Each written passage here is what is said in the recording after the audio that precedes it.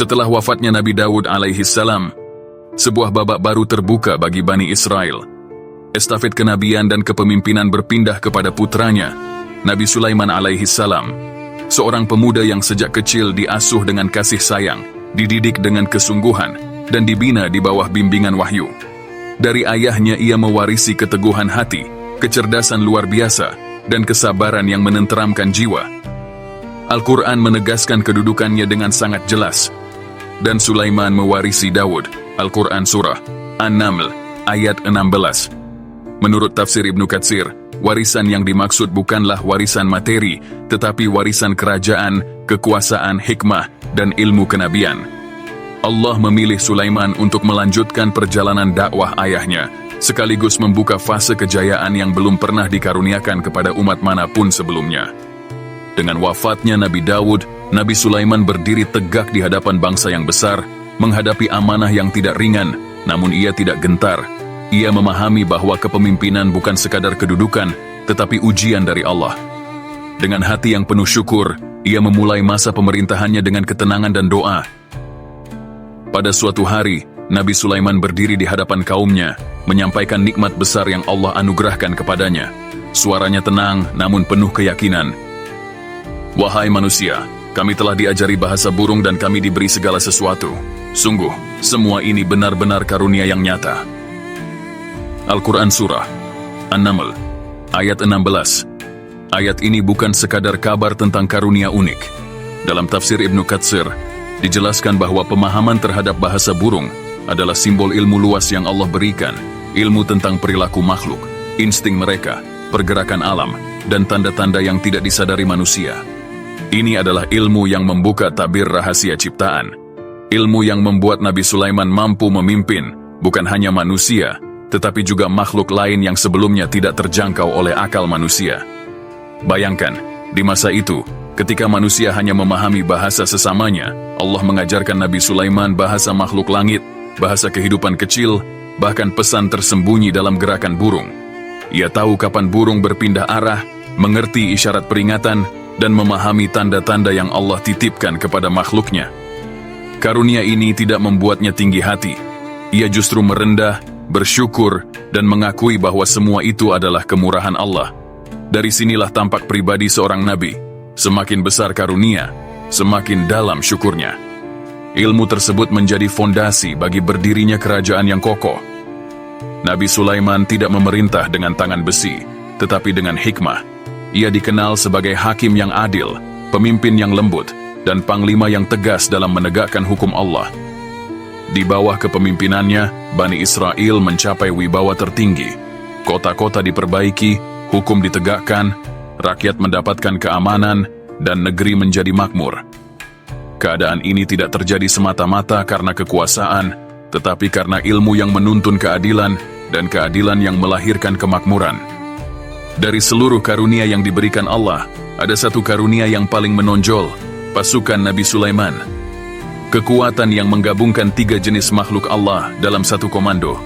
Allah berfirman, dikumpulkan bagi Sulaiman bala tentaranya dari jin, manusia, dan burung. Mereka semua diatur dengan tertib. Al-Quran Surah An-Naml, ayat 17. Ayat ini menggambarkan sebuah pasukan yang belum pernah disaksikan oleh dunia. Dalam tafsir Ibnu Katsir, disebutkan bahwa pasukan itu dibagi menjadi barisan yang sangat teratur. Pertama, pasukan manusia. Mereka adalah pengawal, prajurit, ahli hukum, dan penasihat kerajaan. Mereka menjalankan perintah, menegakkan syariat, dan menjaga negeri. Kedua, pasukan jin. Makhluk yang sering tak terlihat ini bekerja mengerjakan tugas-tugas berat. Ada yang mengawasi penjagaan malam, ada pula yang membantu membangun istana, benteng, dan struktur besar lain yang membutuhkan tenaga luar biasa. Ketiga, pasukan burung. Burung-burung bukan sekadar pasukan udara, tetapi juga pemberi tanda, pengamat medan, dan pembawa pesan. Mereka terbang di atas formasi, menjaga ritme perjalanan, dan menyampaikan informasi melalui isyarat yang hanya dipahami Nabi Sulaiman. Semua pasukan ini bergerak dalam harmoni yang sempurna. Tidak ada kekacauan, tidak ada perebutan peran. Semuanya tunduk kepada seorang nabi, sekaligus raja yang Allah muliakan. Namun kekuatan Nabi Sulaiman tidak berhenti pada makhluk yang berjalan di bumi dan terbang di udara. Bahkan angin pun Allah tundukkan kepadanya. Allah berfirman, "Wali Sulaiman ar-riha tajri bi amrihi rukha haitsu asaba." Dan kami tundukkan angin bagi Sulaiman yang berhembus dengan lembut menurut perintahnya kemana saja yang ia kehendaki. Al-Quran Surah Sad ayat 36. Dengan izin Allah, angin membawa Nabi Sulaiman dan bala tentaranya melintasi jarak yang jauh dalam waktu singkat. Padang pasir yang luas, gunung-gunung yang terjal, dan negeri-negeri yang terpencar dapat dijangkau tanpa kelelahan. Para mufasir menjelaskan bahwa angin itu tidak bergerak liar dan tidak membawa kerusakan. Ia berhembus dengan tenang, tertib, dan terukur, menjadi sarana perjalanan, pengawasan wilayah, dan peneguhan dakwah. Maka ketika pasukan besar itu bergerak menyusuri bumi, tanah bergetar oleh langkah mereka, dan cakrawala dipenuhi oleh barisan makhluk Allah yang taat. Kerajaan Nabi Sulaiman bukanlah kerajaan penindasan. Ia bukan dibangun untuk kebanggaan duniawi. Ia adalah kerajaan wahyu, kerajaan yang Allah tegakkan untuk menunjukkan bahwa ketika ilmu, iman, dan keadilan berjalan seiring, maka semua makhluk akan tunduk dalam ketertiban. Harmoni antara manusia, jin, dan burung dalam pasukan Nabi Sulaiman adalah cerminan dari 4 hal. Kekuasaan hanya milik Allah. Nabi Sulaiman hanyalah hamba yang diberi amanah. Ilmu adalah kunci kepemimpinan. Tanpa ilmu, kekuatan hanya melahirkan kerusakan. Syukur menguatkan karunia. Nabi Sulaiman selalu memulai setiap langkah dengan pujian kepada Allah. Keadilan melahirkan kemakmuran. Di zamannya, negeri menjadi aman dan disegani bangsa lain.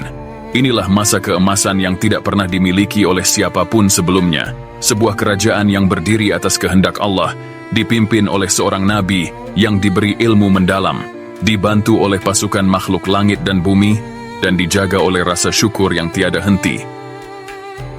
Namun, betapapun besar kekuasaan itu, kerendahan hati Nabi Sulaiman tidak pernah hilang.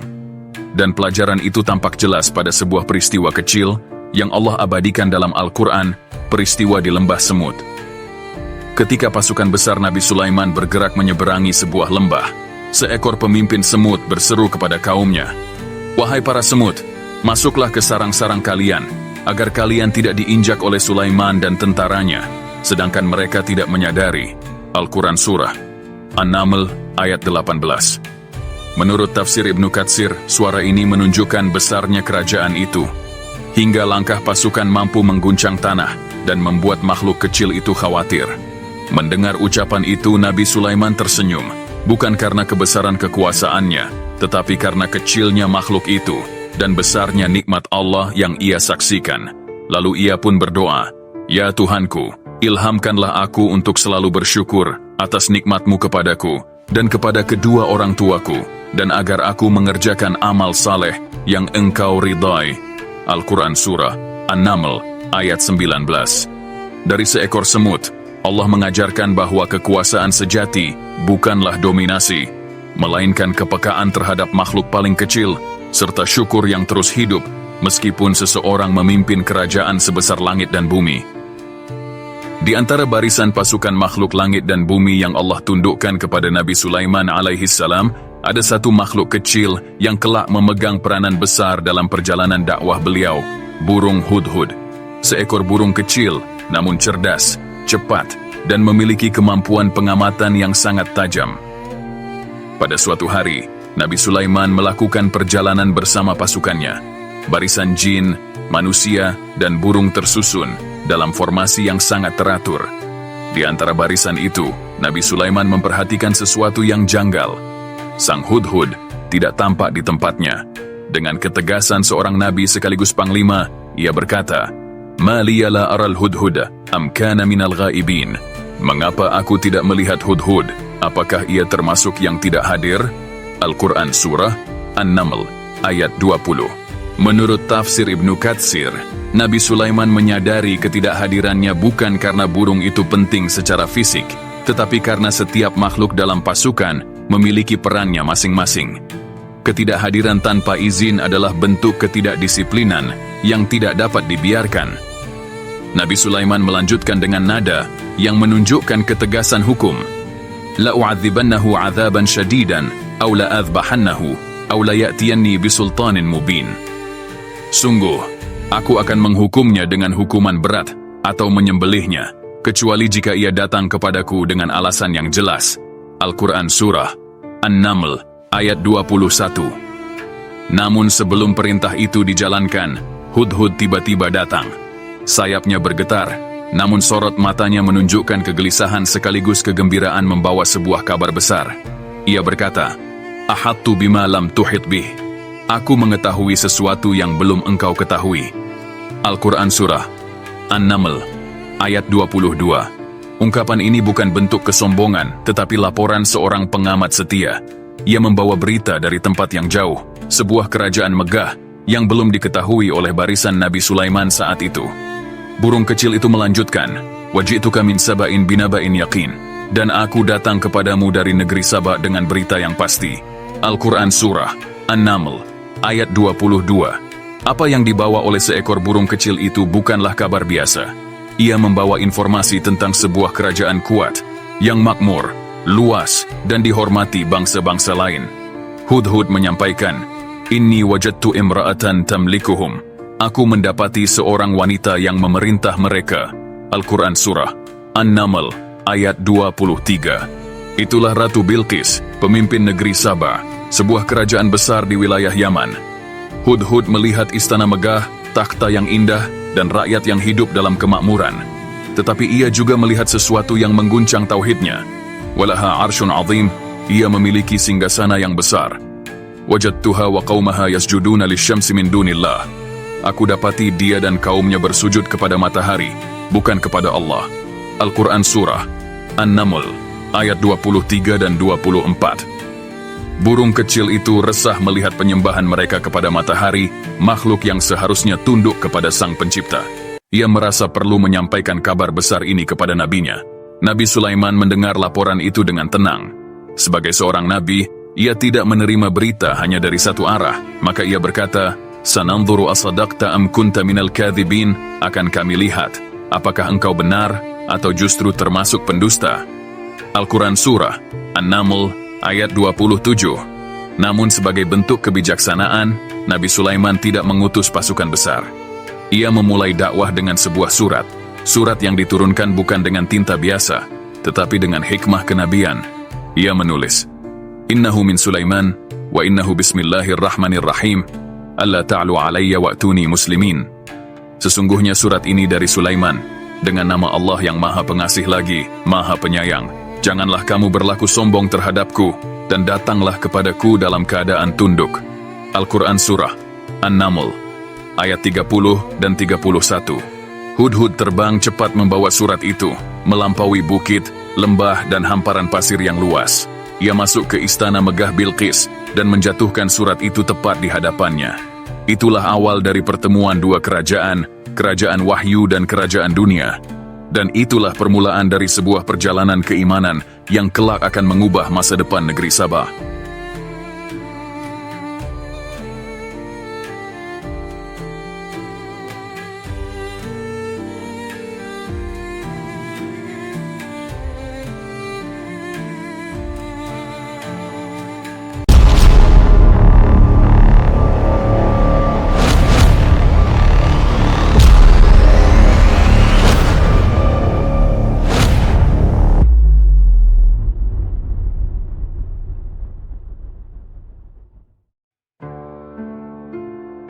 Balairung Istana Saba, luas dan megah. Tiang-tiang tinggi berukir, cahaya matahari menembus dari celah jendela besar. Para pembesar berkumpul, sementara Ratu Bilqis, bijaksana, berwibawa, berbalut pakaian kerajaan, duduk di singgasananya. Setelah Bilqis menerima surat yang dibawa oleh burung Hudhud, ia menyadari bahwa surat itu bukan dari seorang raja biasa. Gaya bahasanya singkat, padat, namun mengandung kekuatan dan ancaman bagi siapapun yang menolaknya. Surat itu dibuka dengan kalimat mulia. Sesungguhnya, surat itu dari Sulaiman, dan sesungguhnya isinya, dengan nama Allah yang Maha Pengasih, Maha Penyayang. Al-Quran Surah An-Naml ayat 30.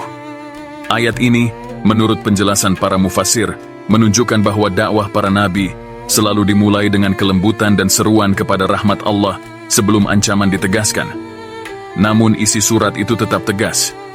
Allah ta'lu alayya wa'tuni muslimin. Janganlah kamu menyombongkan diri terhadapku dan datanglah kepadaku sebagai orang-orang yang berserah diri. Al-Quran Surah An-Naml ayat 31. Ratu Bilqis pun memanggil seluruh pembesar kerajaannya. Ia tidak ingin mengambil keputusan sendirian sebab ia memahami bahwa stabilitas sebuah negeri dibangun melalui musyawarah dan kehati-hatian. Sebagaimana tafsir Ibnu Katsir menjelaskan, Ratu Bilqis dikenal sebagai pemimpin yang cerdas, tidak tergesa-gesa, dan selalu mempertimbangkan maslahat rakyatnya. Dengan suara yang tenang namun tegas ia berkata, "Hai para pembesar, berilah aku pertimbangan dalam urusanku." Al-Quran Surah An-Naml ayat 32. Ratu Bilqis tidak memulai dengan rasa takut, tetapi dengan sikap seorang negarawan. Ia tahu bahwa keputusan terburu-buru akan membawa kehancuran, sementara keputusan matang dapat menyelamatkan sebuah kerajaan. Para pembesar pun menjawab. Mereka memiliki kekuatan militer besar, dan mereka bangga dengan kemampuan perang mereka, sehingga jawaban mereka pun mencerminkan karakter itu. Kami memiliki kekuatan, dan kami memiliki keberanian dalam peperangan. Al-Quran Surah An-Naml ayat 33. Namun para pembesar Saba menyerahkan keputusan akhir kepada ratunya. Mereka tahu bahwa Ratu Bilqis tidak hanya memimpin dengan otoritas, tetapi juga dengan kebijaksanaan yang jauh melampaui zamannya. Mereka berkata, "Akan tetapi keputusan ada di tanganmu, maka pertimbangkanlah apa yang akan engkau putuskan." Al-Quran Surah An-Naml ayat 33. Inilah bagian yang digarisbawahi para ulama tafsir. Para pemuka kerajaan mengakui otoritas Ratu Bilqis, menandakan bahwa ia memimpin bukan karena garis keturunan semata, tetapi karena kecerdasan dan wibawanya. Kemudian Ratu Bilqis menyingkapkan pandangan politiknya yang tajam. Ia memahami karakter raja-raja di seluruh dunia, terutama mereka yang menundukkan bangsa-bangsa. Sesungguhnya para raja, apabila memasuki suatu negeri, mereka akan membinasakannya. Al-Quran Surah An-Naml ayat 34. Ratu Bilqis tahu betul bahwa peperangan bukan permainan. Ia memahami bahwa kedatangan Nabi Sulaiman bukan sekadar ekspansi politik, tetapi membawa pesan ketuhanan. Karena itu, ia memilih langkah diplomatis, mengirim hadiah besar kepada Nabi Sulaiman, sebagai upaya menguji apakah Nabi Sulaiman adalah raja duniawi, atau nabi yang membawa wahyu ilahi. Menurut tafsir At-Tabari dan Ibnu Katsir, hadiah itu sangat mewah, perhiasan emas, permata dan harta berharga lain yang disiapkan sebagai simbol kekuatan negeri Saba. Bilqis ingin melihat reaksi Nabi Sulaiman. Apakah ia akan tergiur oleh dunia atau menolak dengan kehormatan seorang nabi? Pilihan ini mencerminkan kecerdasan yang matang. Ia tidak gegabah memerangi negeri yang belum ia kenal. Ia menimbang, mengamati, lalu mengutus utusan dengan rencana terukur. Sebuah langkah yang menunjukkan betapa bijaksananya ia sebagai pemimpin. Dan ketika hadiah itu mencapai Nabi Sulaiman, dunia segera menyaksikan perbedaan antara seorang raja dan seorang nabi. Perjalanan rombongan utusan Saba. Unta-unta membawa peti-peti besar berisi emas, permata, dan hadiah-hadiah mewah. Ketika utusan Saba tiba di istana Nabi Sulaiman alaihissalam, mereka terperangah melihat kemegahan kerajaan itu. Sebuah negeri yang tidak dibangun oleh manusia saja, tetapi oleh jin yang tunduk atas izin Allah. Bangunan-bangunan tinggi berdiri dengan kokoh, burung-burung terbang tertib di udara, dan barisan pasukan manusia berjaga dengan disiplin. Semua ini membuat mereka sadar bahwa hadiah apapun yang dibawa dari Saba tidak akan sebanding dengan kemuliaan yang dianugerahkan Allah kepada Nabi Sulaiman. Utusan itu menyampaikan hadiah besar dari Ratu Bilqis, berharap dapat melembutkan keputusan Nabi Sulaiman, atau setidaknya menunda perintah penyerahan diri. Namun Nabi Sulaiman menyambut mereka bukan dengan rasa kagum, tetapi dengan ketegasan seorang nabi yang mengetahui hakikat dakwahnya. Allah mengabadikan sikap Nabi Sulaiman ini dalam firman-Nya, "Atumiddunani bimal, fama atani Allahu khairun mimma atakum, bal antum bihadiyatikum tafrahun." Apakah kalian hendak menolongku dengan harta? Padahal apa yang Allah berikan kepadaku lebih baik daripada apa yang Dia berikan kepada kalian. Bahkan kalianlah yang bergembira dengan hadiah kalian itu. Al-Quran Surah An-Naml ayat 36. Menurut tafsir Ibnu Katsir, ayat ini menunjukkan bahwa Nabi Sulaiman tidak terpengaruh oleh kemewahan dunia. Ia tidak memimpin sebagai raja yang mencari kekayaan, tetapi sebagai nabi yang mengajak manusia kepada tauhid. Kekayaan yang Allah berikan kepadanya tidak mungkin dibandingkan dengan hadiah sekaya apapun dari kerajaan Saba. Lalu Nabi Sulaiman menyampaikan pesan yang mengguncang para utusan itu. Sebuah peringatan sekaligus tantangan ilahi. Irji' ilaihim, kembalilah kepada mereka. Al-Quran Surah An-Naml ayat 37. Kembalilah dan sampaikan bahwa hadiah itu tidak memiliki nilai di sisi dakwah.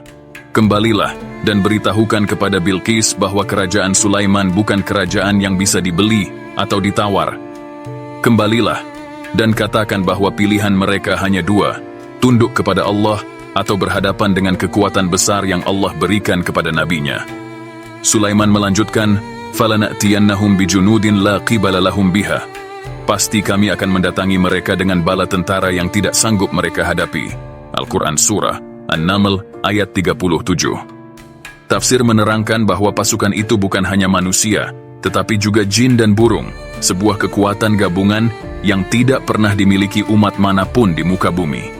Nabi Sulaiman ingin menunjukkan bahwa kekuasaan ini bukan miliknya pribadi, melainkan amanah dari Allah, dan tidak ada kerajaan yang mampu melawan amanah ilahi. Kemudian ia menegaskan, "Walanukhrijannahum minha adhillatan wa hum saghirun." Dan pasti kami akan mengusir mereka dari negeri mereka dalam keadaan hina dan rendah. Al-Quran Surah An-Naml ayat 37. Kata hina dan rendah dalam ayat ini bukan sekadar ancaman politik. Ini adalah gambaran kehancuran sebuah negeri apabila menolak petunjuk Allah. Namun, Nabi Sulaiman bukanlah nabi yang tergesa-gesa menghancurkan. Ia tetap memberi kesempatan kepada Bilqis untuk memilih jalan keselamatan. Para utusan pulang dengan wajah penuh kebingungan. Mereka mengira bahwa hadiah yang sangat besar itu dapat menenangkan Nabi Sulaiman, tetapi ternyata justru memperlihatkan perbedaan antara seorang raja duniawi dan seorang nabi ilahi. Ketika mereka kembali ke Saba dan melaporkan semuanya, Ratu Bilqis menyadari bahwa Nabi Sulaiman berbeda dari semua raja yang ia kenal. Nabi Sulaiman tidak tergerak oleh emas, tidak tertarik oleh permata, tidak melemah karena kemewahan. Disinilah Ratu Bilqis mulai memahami bahwa ia sedang berhadapan bukan dengan kekuatan politik, tetapi dengan kekuatan langit.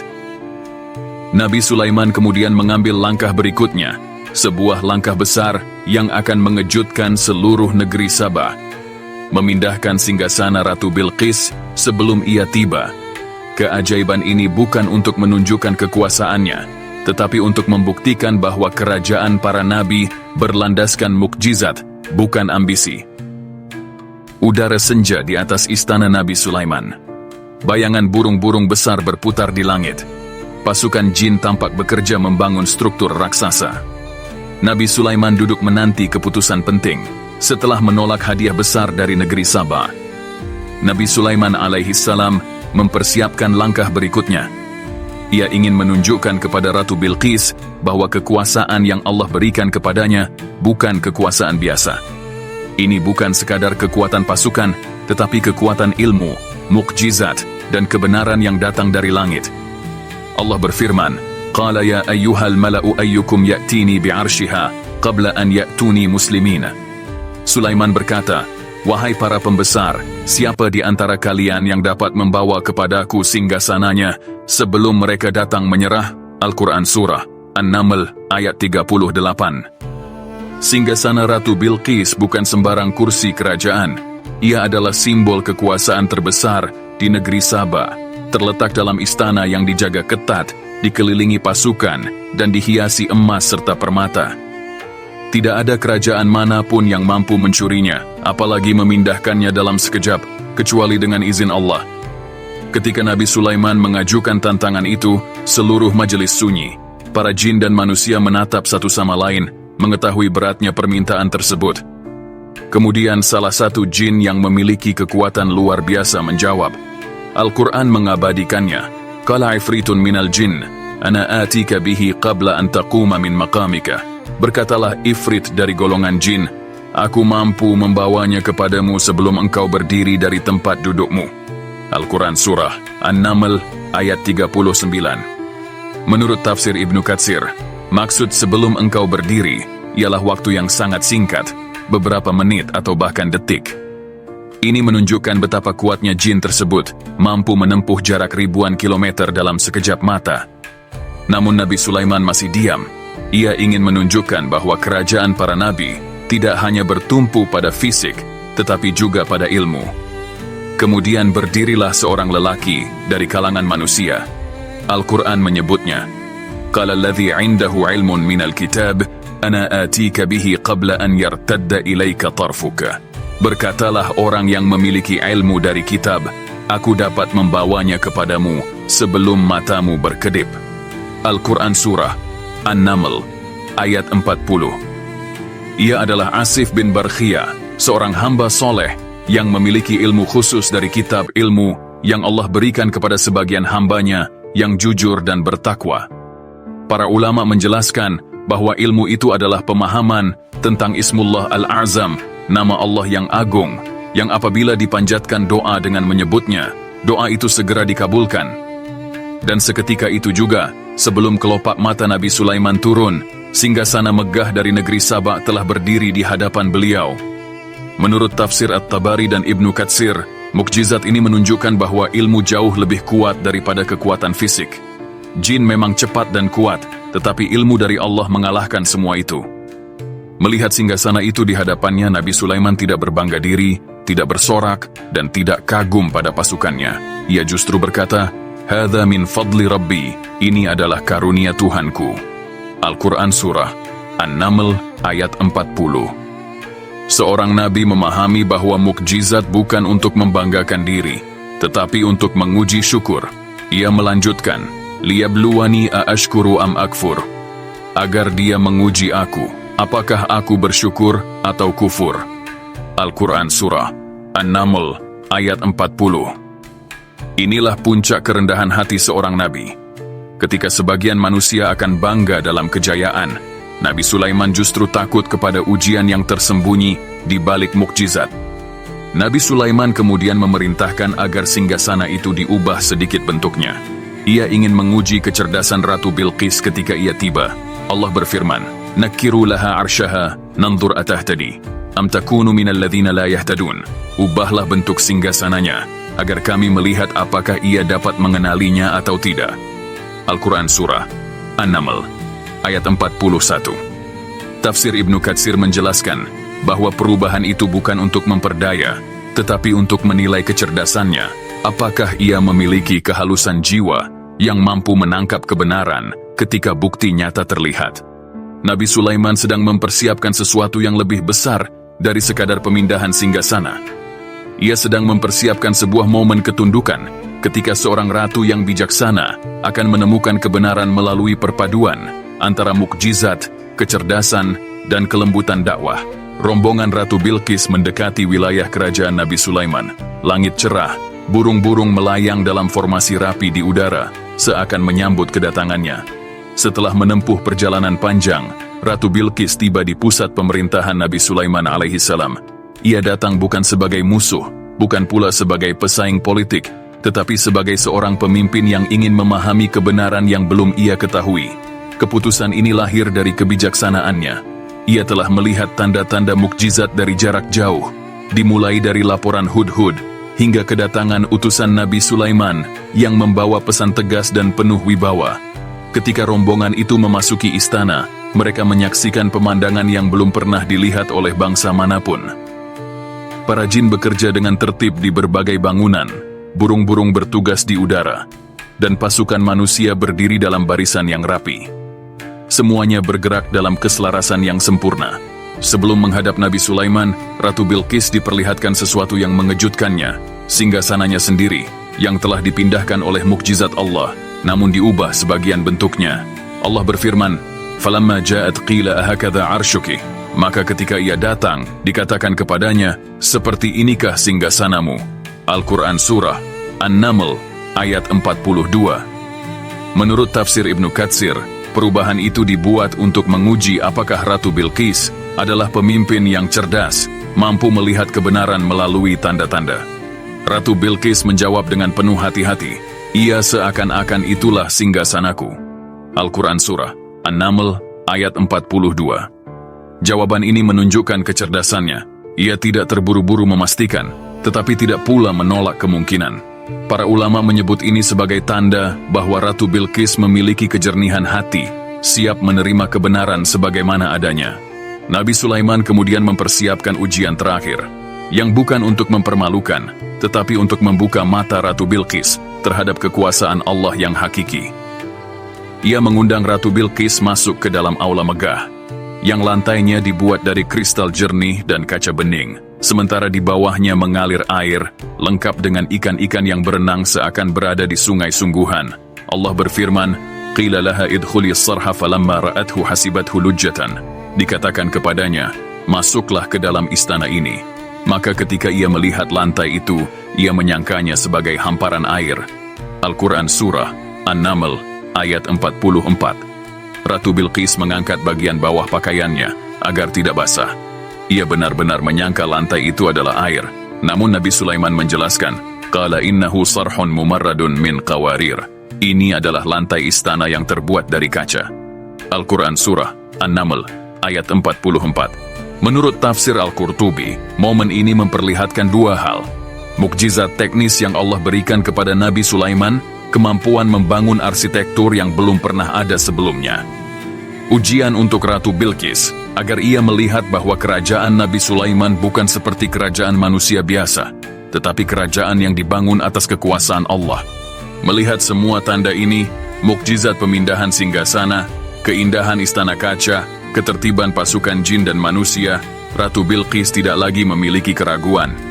Hikmah yang selama ini ia cari akhirnya jelas baginya. Ia mengucapkan kalimat yang diabadikan Allah dalam Al-Quran, "Qalat Rabbi inni zalamtu nafsi wa aslamtu ma'a Sulaimana lillahi rabbil alamin." Bilqis berkata, "Wahai Tuhanku, sesungguhnya aku telah menzalimi diriku, dan aku berserah diri bersama Sulaiman kepada Allah, Tuhan seluruh alam." Al-Quran Surah An-Naml, ayat 44. Para mufasir menjelaskan bahwa kata aslamtu, aku berserah diri, menunjukkan bahwa Ratu Bilqis masuk Islam, tunduk kepada ajaran Tauhid, meninggalkan penyembahan matahari, dan mengikuti syariat yang diajarkan oleh Nabi Sulaiman. Ini adalah puncak dari perjalanan panjang dakwah seorang nabi, bukan kemenangan politik, melainkan kemenangan iman. Dengan tunduknya Ratu Bilqis kepada Allah, berakhirlah satu fase penting dalam perjalanan dakwah Nabi Sulaiman alaihi salam. Sebuah kerajaan besar tidak dihancurkan, tidak pula dipermalukan, melainkan diarahkan menuju cahaya tauhid dan keadilan. Peristiwa ini menyingkap hakikat pemerintahan Nabi Sulaiman, bahwa seluruh kekuasaan yang Allah anugerahkan kepadanya, pasukan dari manusia, jin dan burung, kemampuan mengendalikan angin, serta mukjizat yang melampaui nalar manusia, bukanlah tujuan akhir. Semua itu hanyalah sarana untuk menegakkan kebenaran dan menjaga keseimbangan di bumi. Seiring berlalunya waktu, roda kehidupan terus berputar. Masa keemasan yang Allah anugerahkan kepada Nabi Sulaiman alaihi salam tidak pernah ternoda oleh kezaliman, namun tetap tunduk pada satu hukum yang tidak dapat dihindari oleh siapapun, hukum kefanaan. Nabi Sulaiman memahami betul bahwa kerajaan, pasukan, dan mukjizat bukanlah miliknya, melainkan amanah yang suatu hari akan dimintai pertanggungjawaban. Maka di tengah kekuasaan yang demikian luas, ia tetap hidup dalam ketaatan, menjaga keadilan, dan mengawasi amanah hingga saat-saat terakhir. Pada suatu masa, Nabi Sulaiman berdiri di mihrabnya, memantau pekerjaan para jin yang melaksanakan tugas-tugas berat atas perintahnya. Mereka membangun dan mengerjakan apa yang telah diamanahkan, sementara sang Nabi berdiri bersandar pada tongkatnya, tenang, khusyuk, dan penuh ketundukan kepada Allah. Di saat itulah, tanpa suara dan tanpa isyarat, ketetapan Allah pun turun. Allah berfirman, "Falamma qadayna 'alaihi al-mauta ma dallahum 'ala mautihi illa dabbatul ard ta'kulu min sa'atahu."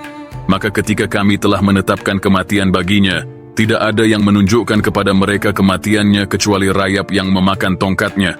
Al-Quran Surah Saba ayat 14. Dalam keadaan berdiri, Nabi Sulaiman wafat. Tidak ada kegaduhan, tidak ada guncangan istana, tidak ada yang menyadari bahwa ruh seorang nabi telah kembali kepada penciptanya. Hari demi hari berlalu, para jin terus bekerja, menyangka bahwa sang nabi masih mengawasi mereka, hingga tongkat yang menopangnya rapuh dimakan rayap, dan tubuh Nabi Sulaiman pun tersungkur ke tanah. Saat itulah kebenaran tersingkap. Allah melanjutkan firman-Nya, "Falamma kharra tabayyanatil jinnu an law kanu ya'lamuna al-ghaiba ma labithu fil 'adzabil muhin." Maka ketika ia jatuh, jelaslah bagi jin bahwa sekiranya mereka mengetahui yang gaib, niscaya mereka tidak akan tetap dalam azab yang menghinakan itu. Al-Quran Surah Saba ayat 14. Menurut tafsir para ulama, peristiwa ini menjadi bantahan nyata terhadap anggapan bahwa jin mengetahui perkara gaib. Mereka kuat, mereka patuh, namun tidak mengetahui apa yang Allah sembunyikan. Dengan wafatnya Nabi Sulaiman, berakhirlah sebuah masa keemasan yang tidak pernah terulang dalam sejarah. Namun ajarannya tidak pernah mati. Ia meninggalkan warisan yang jauh lebih besar daripada istana dan pasukan, warisan tauhid, ilmu, keadilan, dan syukur. Dari kisah ini, Allah mengajarkan kepada manusia bahwa kekuasaan sejati bukanlah kemampuan menundukkan dunia, melainkan keteguhan untuk tetap tunduk kepada Allah hingga akhir hayat. Dan demikianlah Nabi Sulaiman alaihi salam berpulang, bukan sebagai raja yang ditinggalkan oleh kemegahan, melainkan sebagai hamba yang menyempurnakan amanahnya. Sebuah penutup yang sunyi, namun agung. Sebuah akhir yang mengingatkan bahwa segala yang hidup akan kembali kepada Allah, Tuhan semesta alam.